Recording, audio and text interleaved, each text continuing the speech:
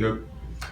All right, so now we're going to refresh our memory on what to do during a plus session, if you're running a plus session for someone. So we're just going to break it down simply into the things you should always do, the things that you should never do, and the things that are sometimes appropriate to do. So the first few things on the what to always do for a plus session is always prepare ahead of time. So the absolute bare minimum prep you need to do if you see a plus session coming in is pull out their previous plus session worksheet and review the notes and see what needs to be worked on and how they did. And the other thing is previewing their workout. So go impersonate them on ClubHub, preview their workout. Bare minimum, so you know what's coming, you can talk to them about what's coming, they see that you've prepared, you're already way up higher in the respect level with them because they see that you have, you put in the work beforehand, so they respect that you're putting in the effort. And then next thing is one of Art's specialties is being enthusiastic. If someone walks in and you're like, hey, what's up? Why did I just get my ass out of bed at 5 a.m. to get here or whatever time it is, and you're not even happy to see me? So Art, what are your tips for being more enthusiastic with people? You got to take into account what they came in here to do. They made a decision to come here versus going home or going to work first. So as soon as they walk in the door, guys, it's very important that we connect. Morning, Scott. How you doing? Welcome back, man. You ready for your session? Yeah, let's get it. He's going to make it feel like, wow, I'm validated. Yeah, let's do this. We've got to keep that up.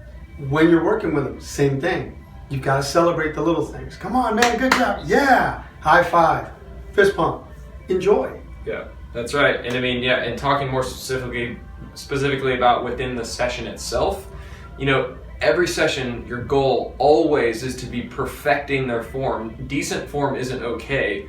Perfect form. Stop them, pause the equipment. If they can't get it right, walk them through the process, make sure everything is just perfect. You want them to really understand the value you're bringing. And if you're just standing there staring at them, it's not helping. You're always moving the attachments, moving the pins around, just, making the workout as efficient as possible.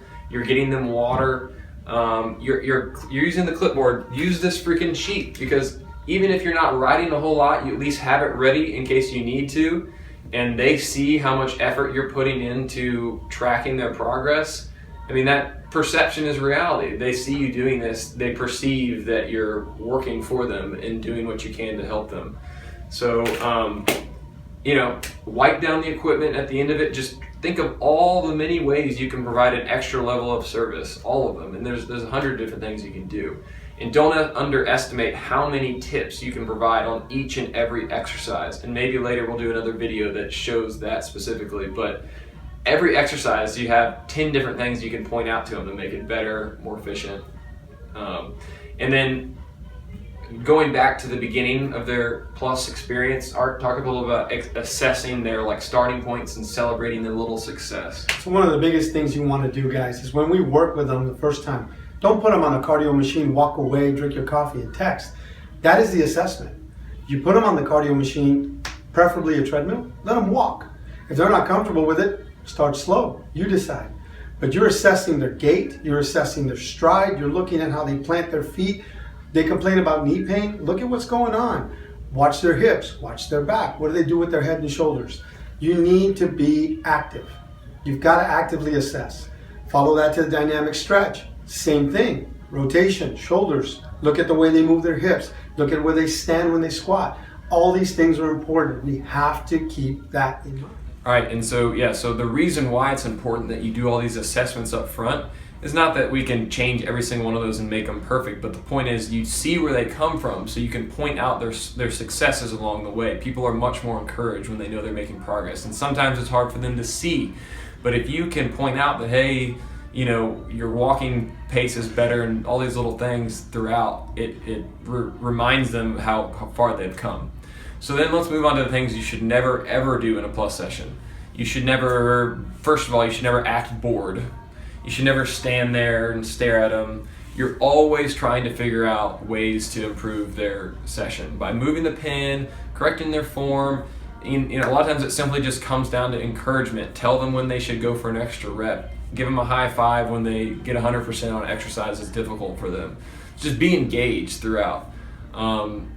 And then there's some things that are sometimes appropriate. So a good example is like certain members love to just chit chat the whole time. And then other members are more interested in you actually, giving them coaching tips and everything like that. So know your client and understand what they're looking for. Don't just assume everyone wants to chit chat. That definitely is not the case. The other things to sometimes do is if people are ready for it, you can introduce the 2-minute mini circuits where you pull them off the machine and do some extra work.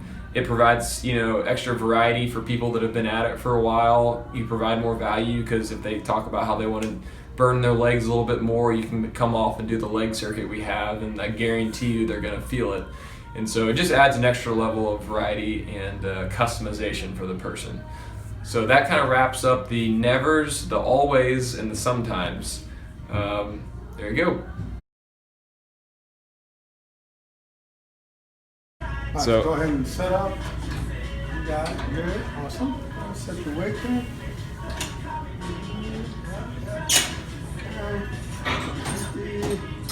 All right, man. You're all set.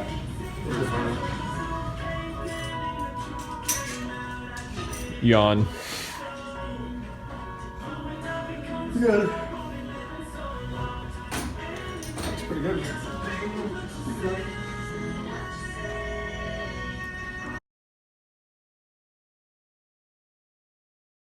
All right, so now we're going to work on the seated biceps. All right, it's really cool exercise. Go ahead and take a seat. I'm going to put this down for a second. Go ahead and lower down to its lowest point. Awesome. Here we go. Now, here are your key points. I need you to grab the handles there on the side. I need those shoulders back. Get those abs in nice and tight. Belly button in. I need you to bring that weight up from the elbows. Good. Now keep those elbows against that rib cage. And down. Let's do that one more time. Ready? Good. Awesome. Now don't forget to breathe. Here we go. Let's go. Breathe out here. Exhale. Bring it back. Good. That looks good. Pump them up, man. Pump them up, Scott. You got it. You got it. Yes. Good work. That looks awesome. Okay. Cool. All right.